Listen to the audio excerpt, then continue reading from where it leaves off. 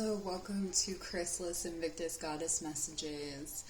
Today we're just asking for messages from the goddesses. So basically what I do is I shuffle this goddess wisdom knowledge cards. I think that's what they're called. And the first one pops out, and then based on that one, two others become very, very clear. They sort of stand out.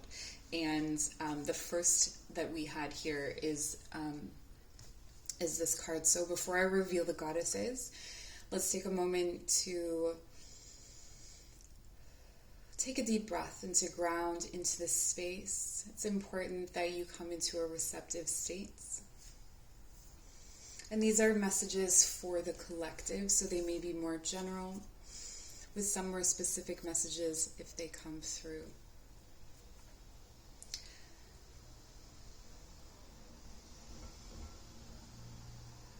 So, calling in Goddess Isis,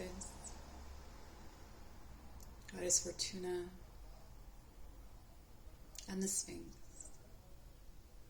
as well as your guides, my guides, any energies or entities that wish to be present with us here today to help us receive messages that align with our higher or highest good, for the betterment of the collective.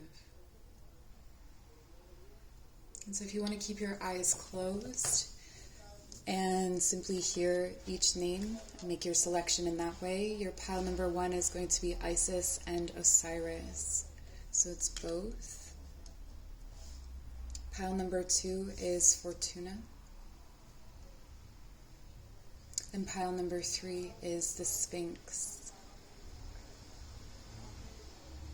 And if you feel ready, gently open the eyes, keeping the eyes soft, the gaze soft, and I will hold up each picture for you. So this is Isis and Osiris.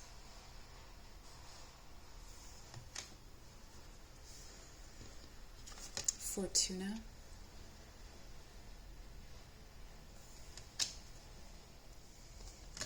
And the Sphinx. When you're ready, make your selection from the timestamps in the description box. There you will also find links to all of my services. Please do give this video a like so that I can connect into your energy for future readings and they'll be more resonant with you. Alright, we'll see you at your reading. If you chose Isis, this is your reading. So the first image that I was getting was someone who had their arms or their wrists and their ankles bound. So feeling very stuck, a profound sense of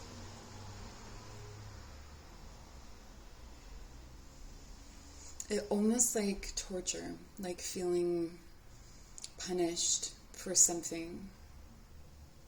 I'm also hearing the word atonement. So we are going to get into the oracle cards and see what this may mean. We have the waxing gibbous moon, the tooth,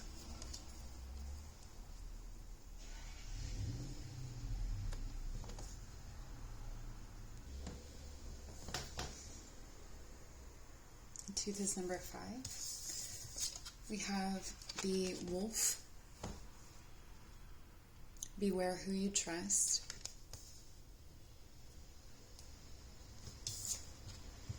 And the hand of fate. Forces beyond your control intervene.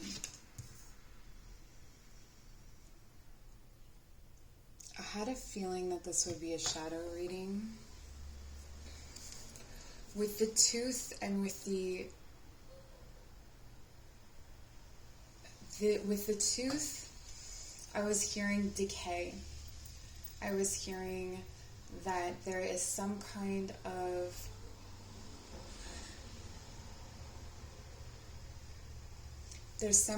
material situation, some kind of situation to do with your money or your health that has been eroding over time. And it's no mistake. It's the divine. It's fate. And you're coming up to the point of the pressure is building so much. You're coming up to the point of release, but there's still some things that are needed.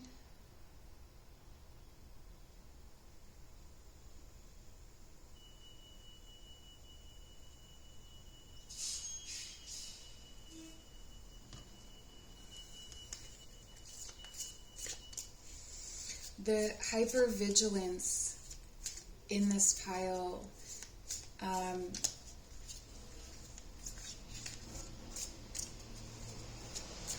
the feeling unsafe.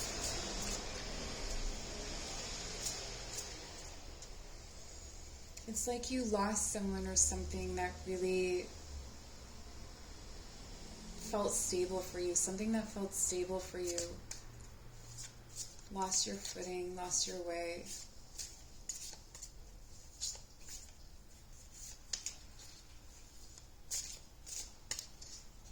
Or many things. Power moments. Times over and over again where things were taken from you, removed from you. Yeah, I keep hearing decay. You have the card, the Tower. Okay.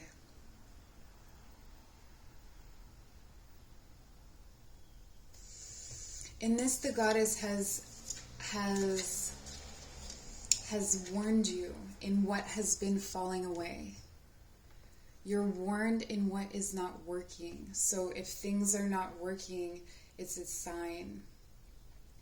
It's her way of saying you're in the wrong place. You're doing the wrong things. You're calling in the wrong energies. You're working with the wrong tools.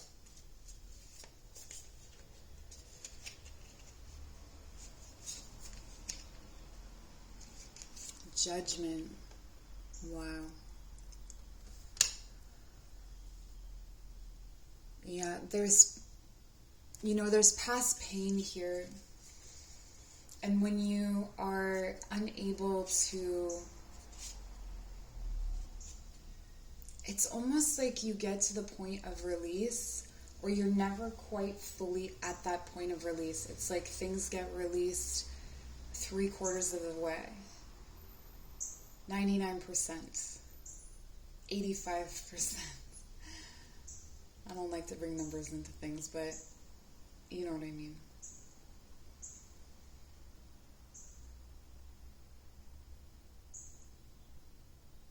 Like it chips away. This work has been chipping away. This process has been chipping away. And sometimes it may feel like there's no hope, or that you're destined to continue on this path of decay and near release. It's almost like never, that stage right before orgasm that's almost like torture. It's almost like staying in that space. It's like life is teasing you with something bigger. And it's there and then it's taken away. Justice. Wow. This is no small thing.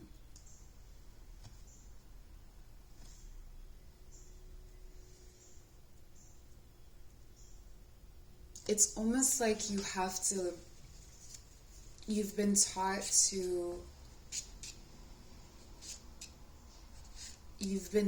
to live in injustice, unfairness, to prepare you for what's coming.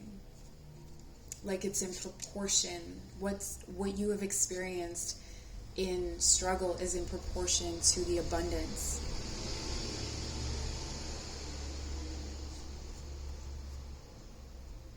And you've learned who people are.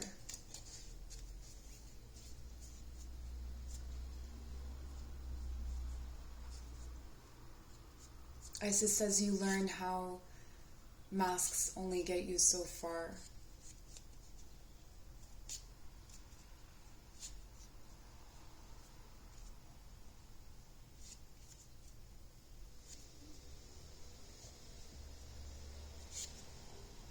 And the clearest vision and the highest notes are what is left when everything else is gone. There was something I wrote about when Dark Goddess burns your life to the ground. It's reminding me of that. I may post it underneath this reading. It may help. I want you to feel the comfort in the knowledge that this will end. As the pressure builds and builds and builds, you will have that full release, that full orgasm. And from orgasm is creation, is something completely new. And the tensions, the peace that follows, that fills your knees, that fills your belly.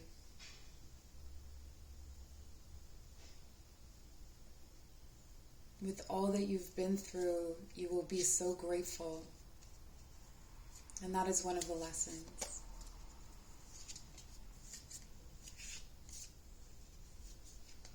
To strike out your identity was another of the lessons. To pull you up out of victimhood.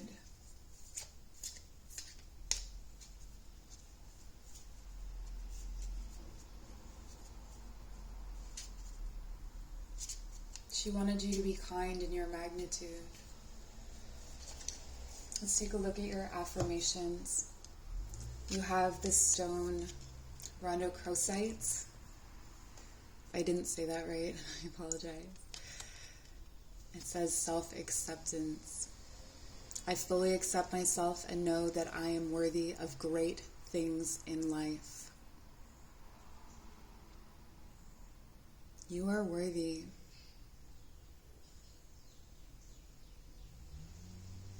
I feel like you wear this erosion close to your skin, like failure, like you've done something wrong, like you've made wrong or bad choices, but it was all leading to this. When you honestly look back, is there a choice you could have made that wouldn't lead you to being who you are right now?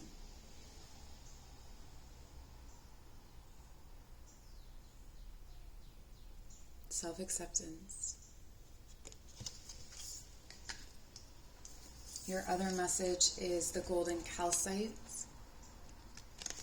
and it says, inspiration. I am inspired in all that I do.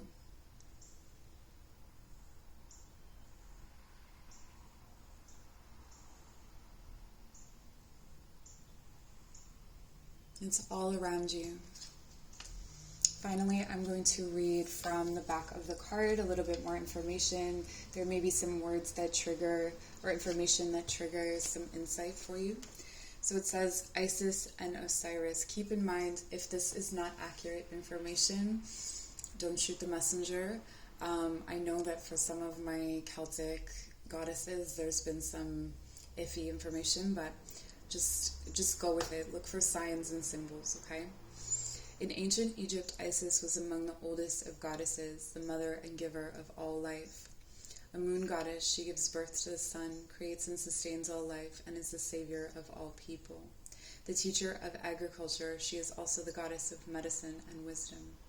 Osiris was her brother and husband. When Osiris was murdered by his brother Set, Isis searched for and found him, revived him, and conceived her son, Horus. When Set again took Osiris and scattered his body in 14 pieces, Isis hunted down each piece except for his reproductive organs, which she was unable to locate, in order to give each piece a proper burial. Isis is the universal goddess, representing total femininity. She can overcome death itself, yet she is not above grief. One of her tears, wept when Osiris was dying, caused the Nile River to flood. She underscores the depths of emotion that even a goddess must feel.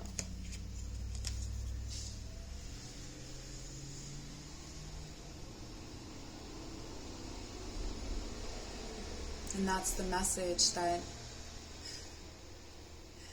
that deep feeling of everything falling down around you, the injustice, the heartache, maybe karma is a way of phrasing it,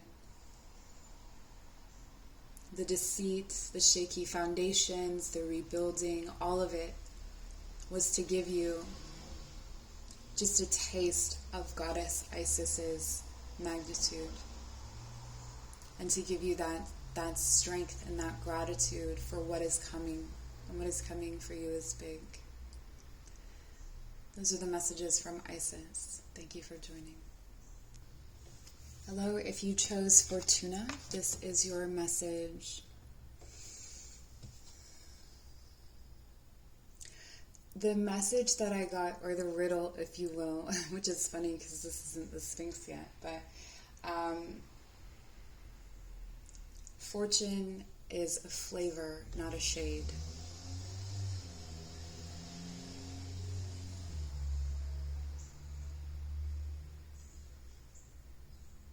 There's this way that you have to palette fortune. There's a way that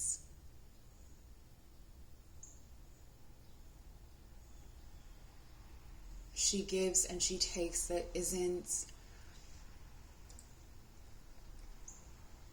transactional.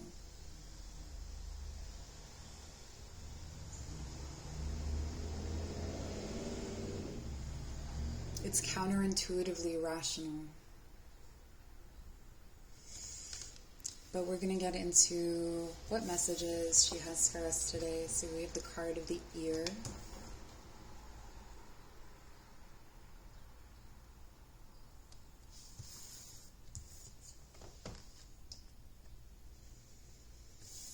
And divination.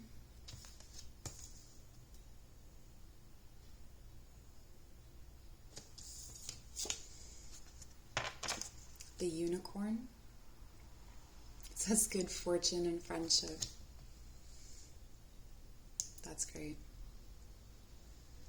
I love that alignment. And we have the dagger. Conflict and danger lie in wait.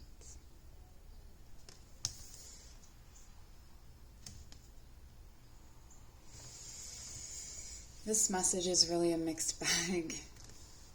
I think that the riddle almost that started this reading makes a lot of sense now that I see the cards.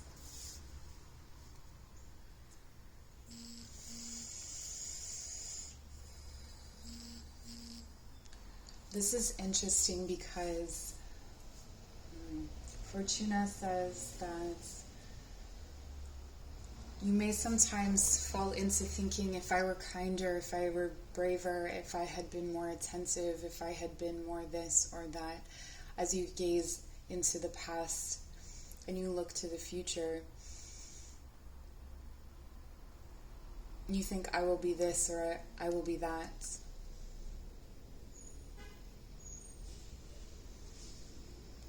That's not true.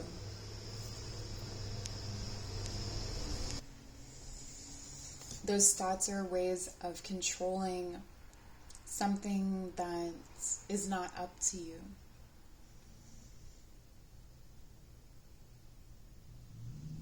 An illusion of control, if you will,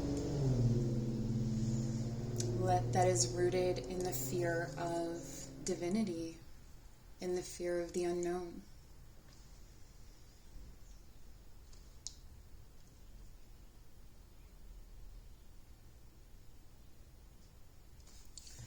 when you make these claims or have these practices of thinking,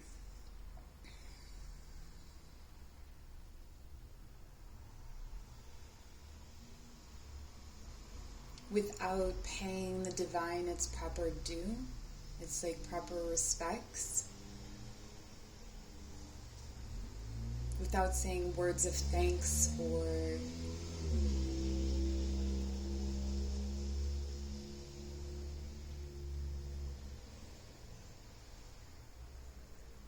clearly offering what you're asking for.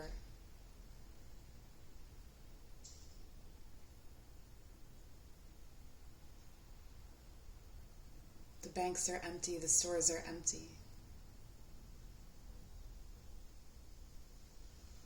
This is like a kaleidoscope of, kaleidoscope is normally something that's very light.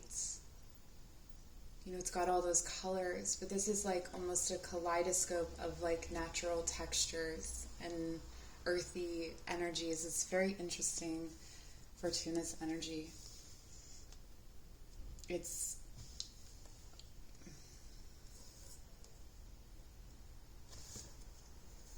not what you would think it would be, I guess is what I'm trying to say. I'm going to pull some tarot cards to fill out this message. It's like predicting danger, insurance, things like that. Those are all almost disrespectful to Fortuna. Like that's disrespectful to her to say that in her name something will happen. You don't get to say what is hers. She's very clear on that.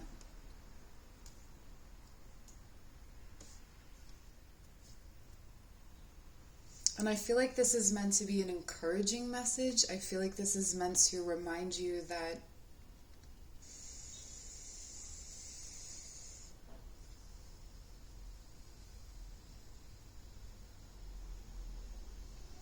we have the ability to shift our perspective and turn bad fortune into good. We can take what we hear. We can take a message, for instance, of the future, and we can say, oh, that's a bad message, like something bad is coming. Or you can be open to it.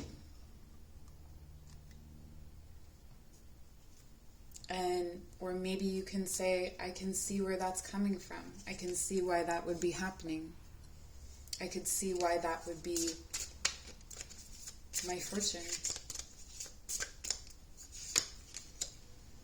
I pulled a card and I put it back in. Interesting. The Fool. Oh, here. The Empress.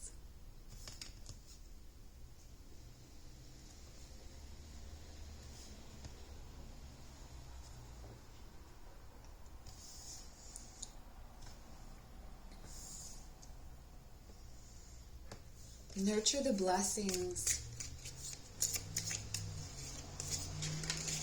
and more blessings will come. The Star.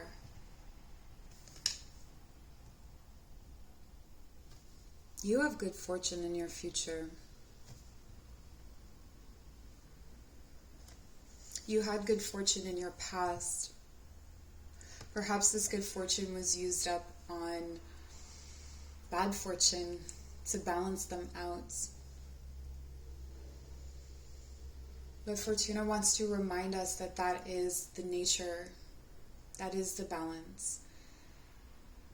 That without the bad fortune, we wouldn't know when we were receiving the good. We begin this new journey. Something ends abruptly for you. This dagger. It's like the Ace of Swords, but it's reversed because it's ripped through the center of your old life, the fabric of your old life.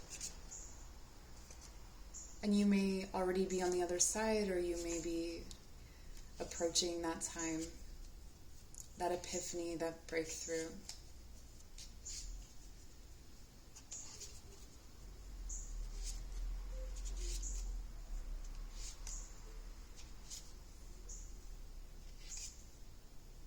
She's saying to keep your ear and your earth. Keep your ear to the earth, your ear and your prayers to the earth.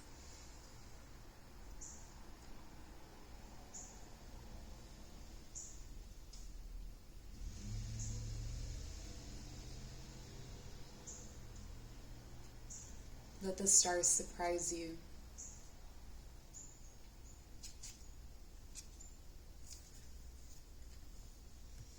She's also talking to me about conventional youth, something to do with conventional youth, like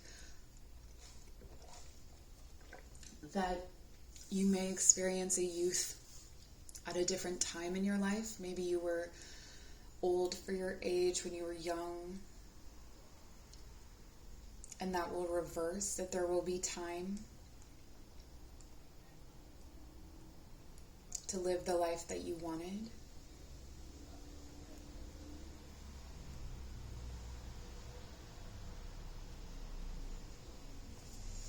Okay, let's see your affirmations. Ancestors. My ancestors are guiding and loving me now and always. I am open to receive their support and wisdom. This is Amber. And Amber is... Who doesn't know Amber from Jurassic Park? I would show of hands. Esoteric, mystical Jurassic Park. Where things have been revived from the past. And there's some kind of relationship to fortune that your ancestors in your past may uncover for you. It could be their good fortunes. It could be their bad fortunes. It could be the way that they shouldered it. But there's some kind of lesson there for you with your ancestors. And I feel like as you start to work with your ancestors more, this good fortune, this rip in, it's almost like a rip in time and space, opens up and you step through into this other version of this world. And abundance starts being drawn toward you. And it's because you listen to the guidance of your ancestors, you listen to the guidance of whoever's with you, of fortune. This is the awakening crystal. Soul awakening. I am awakening to my true essence and I am a full expression of my soul's vibration. This is what I was talking about. You step through. You come into this other state of being. I feel like there are certain people where I can just tell, like, I don't know who you are, but I can tell which piles you pick in the different readings that I do. It's very interesting. Okay, so finally I'm going to read from the Fortuna card, and there may be messages, aspects of the story, symbols, or something here that triggers something for you. So it says, the Roman goddess Fortuna was the same as an earlier Italian goddess who presided over the earth's abundance and controlled the destiny of all human beings. Her name derived from Fortuna, she who turns the year about, came to symbolize the capriciousness of life and luck, the vagaries of fate as the wheel of life turns around. Her festival was celebrated in October. Fortuna gives us a way to approach the ups and downs of life, a perspective that can offer us some equanimity as we proceed on our journey. And I'll hold the card up so you can see the symbols. She does have cards here, and I feel like for some of you, you pull cards or you have some sort of divination practice, some kind of, you're definitely highly spiritual and very guided. So I feel like I don't even need to tell you that. But I do want to mention this, I want to say it could be moon phases, but I'm getting it's more like a constellation of stars, and that's what I was getting here as well. I feel like there's some kind of transit that's really important to you, some kind of astrological transit. The star is related to Aquarius, so it could have to do with that.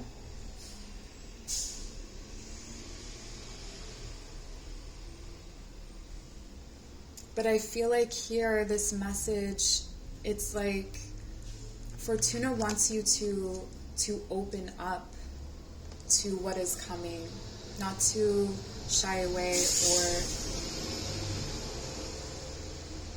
make yourself small.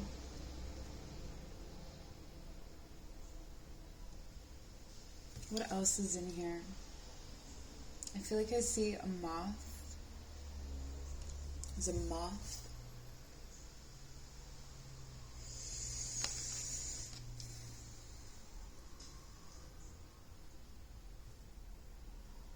It's like co-creating or working with your fortune, creating friends with your fortune rather than trying to control your fate, to control your destiny, to become obsessed with making the outcome what you want it to be.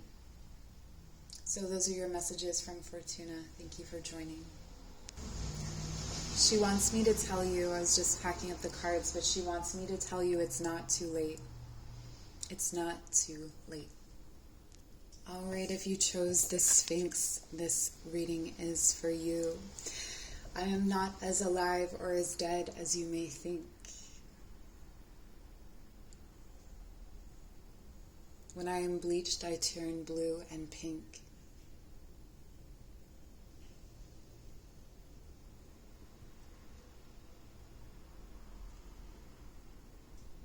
I love a creature on a wall. I love to see them rise. I love to see them fall.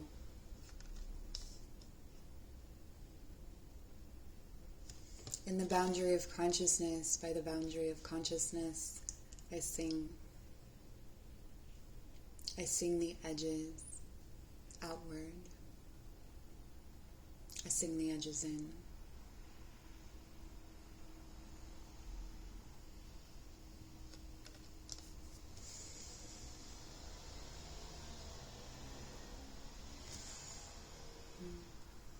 She's talking about a close and deep connection to a tiger. A tiger's eye or a tiger's knowledge. William Blake. Okay, so if you've watched any of my other goddess readings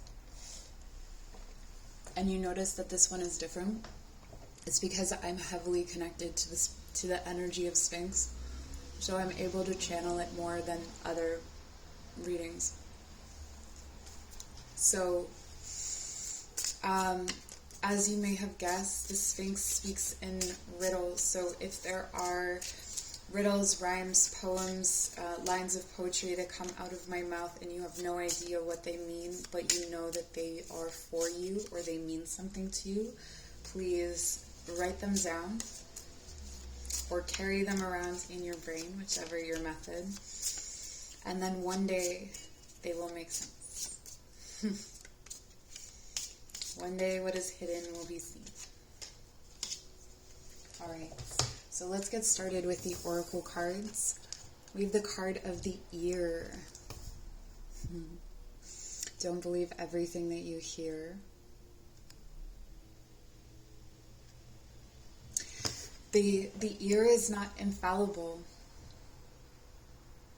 And what people speak is not always truth. You may have a tendency to linger on people's words or promises, things that they have said to you. We'll see. Water.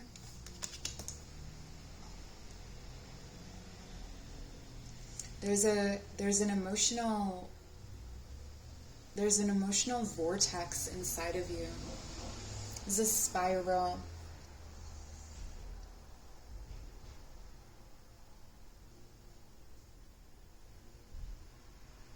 John Matthews talks about the shaman's ladder.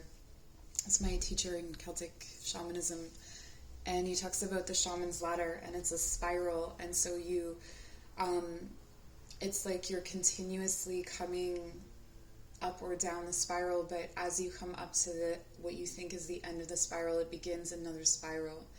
And I feel like this is what happens for you emotionally.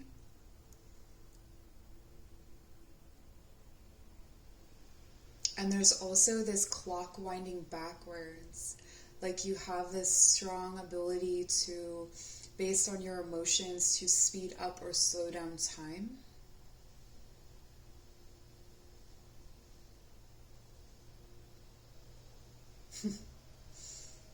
Don't believe everything you hear. And climate. And climate. Okay. So we have the gates. A barrier keeps you from your goal.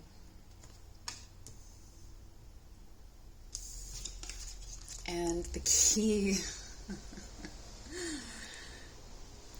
Locked doors can now be opened. That's hilarious. Gosh, I love this energy.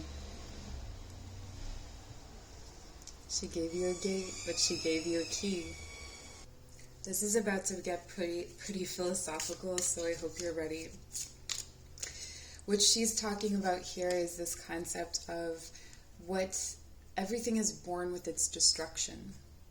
So everything that lives alongside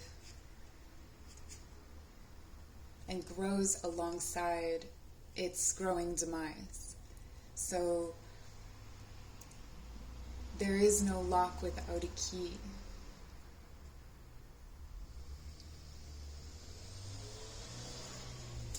There's no shepherd without sheep.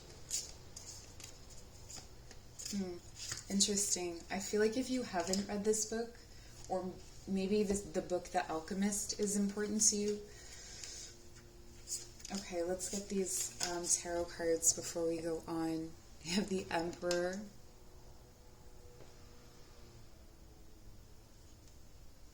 The power to slip between seen and unseen. Leadership where you glow bright but you disappear. Wax.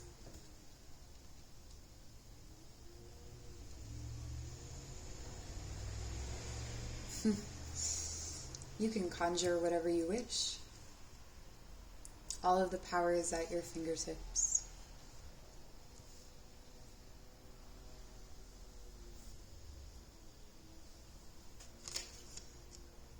And the Star.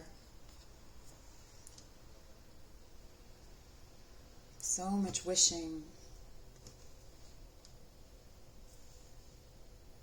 But is what you want really that far?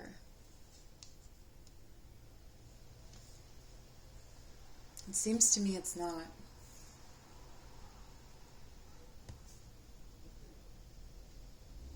It's as close as you want.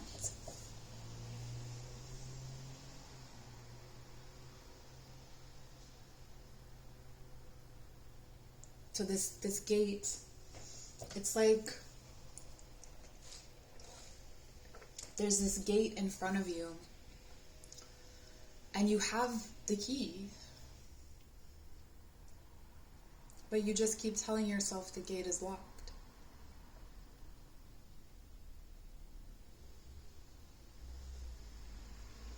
The gate is locked, all hope is lost. But wait, what's in your hands?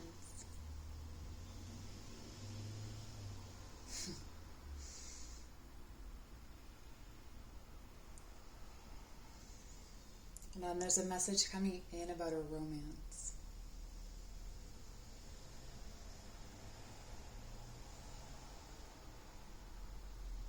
A romance, she flips and flops.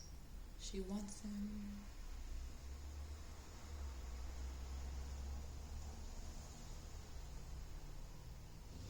He does not.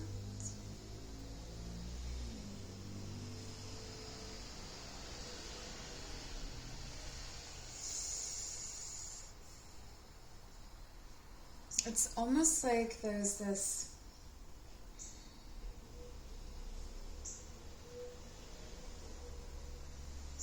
It's like the plot of every hero movie, in a way, where it's like this person has all of these special gifts and abilities. They have this superpower, but they see it as a curse. They see it as something that holds them back. They see it as something that makes them unworthy.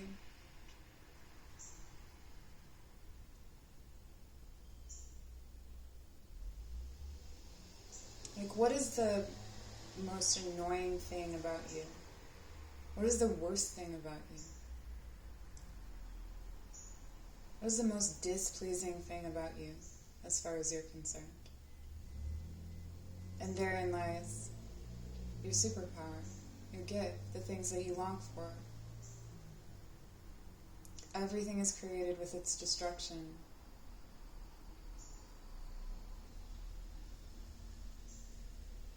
You cannot die without life.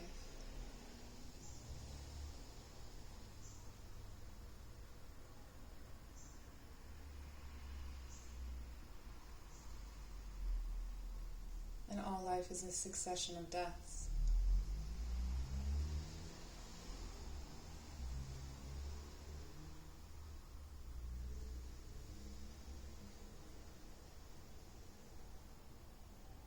I'm hearing that there's a message for someone that you built a cradle at the base of a mountain and you expected it to rock you soft. Instead, it buried you in boulders, and you've had to lift them off.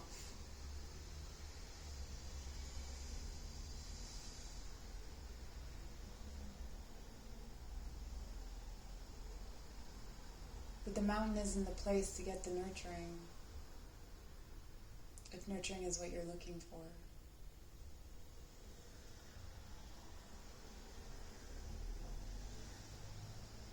And it's fine to be buried, if being buried is what you're wanting.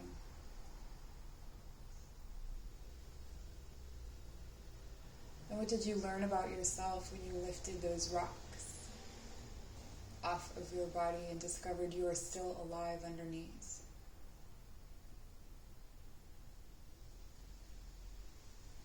Did you sit at the bottom of the mountain and cry, or did you climb it so you could see?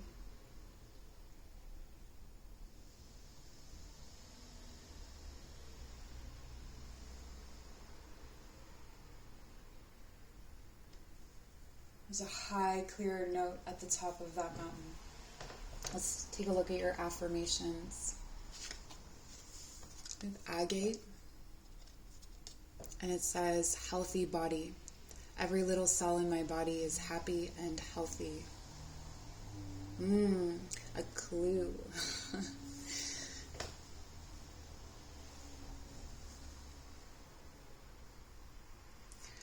This reminds me of like one of the principles of, I'm a yoga teacher as well, and one of the principles of like stretching is that if you're tight, let's say in the hamstrings, you want to stretch the quads.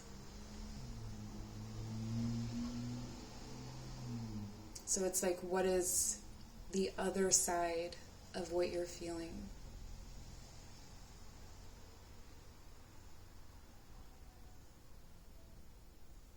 But a healthy body is needed, for sure. That's an important message for you. And we have Moonstone. Illusions and dreams, riddles and riddles. Okay, so it says, it says cycles. I am in the divine flow of my soul, rhythms, and life cycles. Yeah. I feel like for you, the message here from the Sphinx has a lot to do with looking at life. It's interesting I turned that over, cycles. Looking at life as with a bigger story arc, like from before you were born to after you die, looking at it from a goddess eye perspective, or from, because of this emotionality, because of this being part of your superpower, your gift, it's like your emotions can manipulate matter. And with such a powerful gift, well, first of all, it's heavily connected to the moon.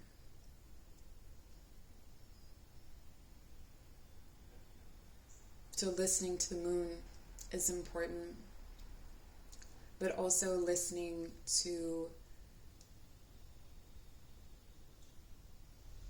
your higher self.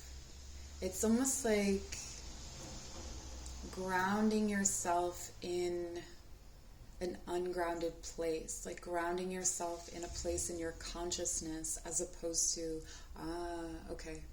So one of the ways that I recommend grounding after journey work is through research, knowledge, acquiring knowledge.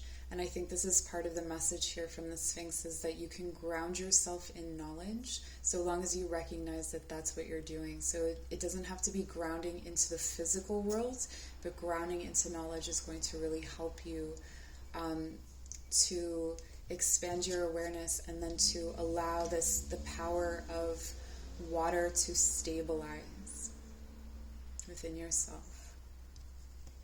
Because your heart is really powerful. So lastly, I'm going to read to you from this card. There may be words that trigger meaning for you, or symbols. We'll just take a look at what there is for you here. The Sphinx is an ancient moon goddess, the goddess of birth and death. Part animal, part human, she remains connected to her deep instinctual nature. Most stories emphasize her aspect as a death goddess who carries the dead to the underworld. Often portrayed as a lion, she shares the solar and regal symbolism of the animal. Her role as the oracular deity, given to enigma and riddles, points to her as the keeper of the great mystery. A symbol of strength, wisdom, and royal power, she reminds us that nothing comes to creation without some destruction, and that sometimes, to solve a mystery, we must enter the darkness. This image reminds us that there is a beauty even in the heart of that which terrifies. So here, I'll hold this up for you so maybe you can see some of the symbols in here. I don't know that there are many. There's some sort of flower. There's the moon again.